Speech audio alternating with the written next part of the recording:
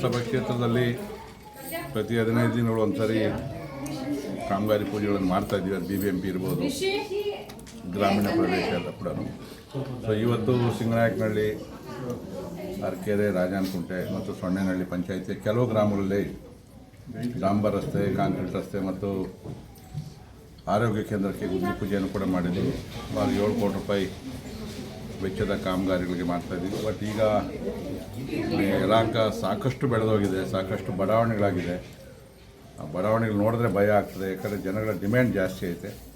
But ಅನುದಾನ ಲಭ್ಯತೆ ಭಾಳ ಕಡಿಮೆ ಇದೆ. ಕಳೆದ ಸರಿ RDP ಡಿಪಾರ್ಟ್ಮೆಂಟಿಂದಂತೂ ನಗಣ್ಯವಾದಂಥ ಅನುದಾನವನ್ನು ಗ್ರಾಮೀಣ ಪ್ರದೇಶಕ್ಕೆ ಕೊಟ್ಟರು. ಈ ಹೊಸ ಮಂತ್ರಿಗಳು ಬಂದವರೆ, ಅವ್ರನ್ನೂ ಕೂಡ ನಾವು ಅಪ್ರೋಚ್ ಮಾಡ್ತೀವಿ. ಯಾಕಂದರೆ ಇವತ್ತು ಗ್ರಾಮೀಣ ಪ್ರದೇಶ ಗ್ರಾಮೀಣತರೆಲ್ಲ ಅರೆನಾಗರಿಕರಾಗಿದೆ. ಸಾಕಷ್ಟು ಅನುದಾನ ಬೇಕಾಗಿದೆ. ಗ್ರಾಮ ಪಂಚಾಯತಿಗಳು ಚುನಾವಣೆ ಇಲ್ಲ, ZP ಇಲ್ಲ, TP ಇಲ್ಲ, ಯಾವುದೇ ಚುನಾಯಿತ ಪ್ರತಿನಿಧಿಗಳಿಲ್ಲ. ಇವತ್ತು ಒತ್ತಡ ಎಲ್ಲ ಶಾಸಕರ ಮೇಲೆ ಬಿದ್ದಿದೆ. ಈಗಾಗಲೇ ನಾನು ಮುಖ್ಯಮಂತ್ರಿಗಳಲ್ಲೂ ಮನವಿ ಮಾಡಿದ್ದೀನಿ, ಹೆಚ್ಚಿನ ಅನುದಾನವನ್ನು ಕೊಡಬೇಕು ಅಂತೇಳಿ. ನೋಡಿ ಎಲ್ಲೋ ಮಾಡಿ ಏನೋ ಒಂದು ಎಷ್ಟು ಸಾಧ್ಯ ಆಗ್ತೋ ಅಷ್ಟು ಅನುದಾನ ಅಂತ ಕೆಲಸ ಮಾಡ್ತೀವಿ. ವಿಶೇಷವಾಗಿ ಅಧಿಕಾರಿಗಳಿಗೆ 1 ಕೋಟಿ ರೂಪಾಯಿ ಇದೆ ಕಾಮಗಾರಿ. ಇವತ್ತು 1 ಕೋಟಿ ರೂಪಾಯಿ ಕಾಮಗಾರಿಗೆ ಚಾಲನೆ ಕೊಟ್ಟಿದ್ದೀವಿ. ಇನ್ನೂ ಇಲ್ಲ 5 ಕೋಟಿ ಕೊಟ್ಟರು ಸಾಲದು. ಇದು ಈ ರೋಡ್ದೊಂದು ಅದು 50 ಲಕ್ಷ ಇಲ್ಲ, ಇವತ್ತು 2 ಹಾಕಿದ್ವಿ. ಈಗ ನೋಡಿದ್ವಿ ತಾವೆಲ್ಲ ಬಡಾವಣೆಗಳು ಜಾಸ್ತಿ ಆಗಿದೆ, ಮನೆಗಳು ಜಾಸ್ತಿ ಬಂದಿದೆ. ಅಂದರೆ ಅದೆಲ್ಲ ರೆವಿನ್ಯೂ ಮಾಡಿರೋದು.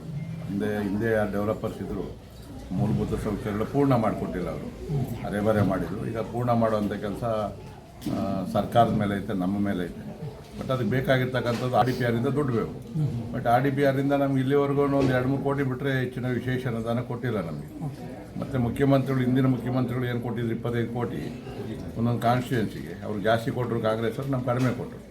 ಅದ್ರ ಮಧ್ಯದಲ್ಲಿ ನಾವೆಲ್ಲೋ ಅಲ್ಲಿ ಇಲ್ಲಿ ಕಾಡಿ ಬೇಡಿ ತಗೊಂಬಂದಷ್ಟು ಕೆಲಸ ಕಾರ್ಯಗಳನ್ನು ಮಾಡ್ತಾಯಿದ್ದೀವಿ.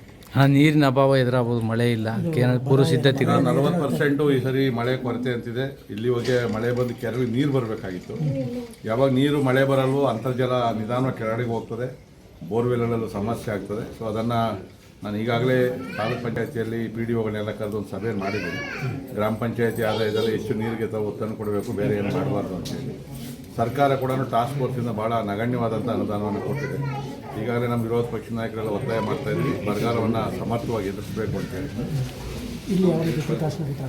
ಅಂದರೆ ಈಗ ನಾವು ಗ್ರಾಮ ಪಂಚಾಯತಿಯಲ್ಲಿ ವರ್ಗ 1ರಲ್ಲಿ ಏನು ದುಡ್ಡು ಐತೆ ಅದೆಲ್ಲವನ್ನು ಕೂಡ ಏನು ಇಡಬಾರ್ದು, ಬೋರ್ವೆಲ್ ಕೊರೆಯುವಂಥದ್ದು, ಕುಡಿಯೋ ನೀರು ಕೊಡುವಂಥದ್ದು, ಪೈಪ್ಲೈನ್ ಮಾಡುವಂಥದ್ದಕ್ಕೆ ಇಟ್ಟಿದ್ದೀವಿ. ನಾವೆಲ್ಲ ಕೂಡ ಸಭೆಗಳನ್ನು ಮಾಡಿದ್ದೀವಿ.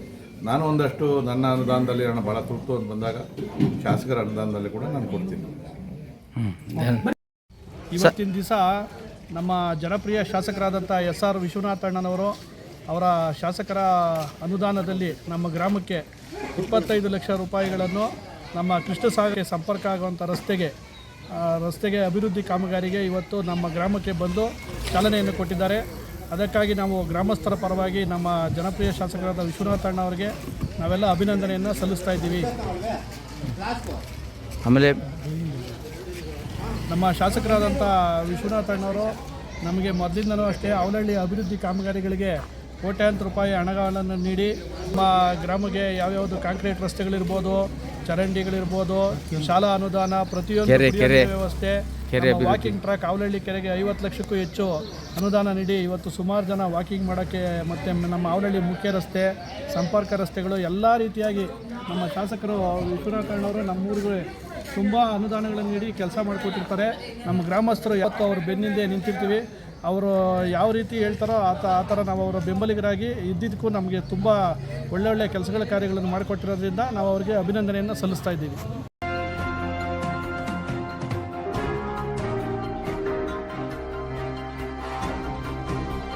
ಶಕ್ತಿ ಜಯದ ದೀಪ್ತಿ ಪಬ್ಲಿಕ್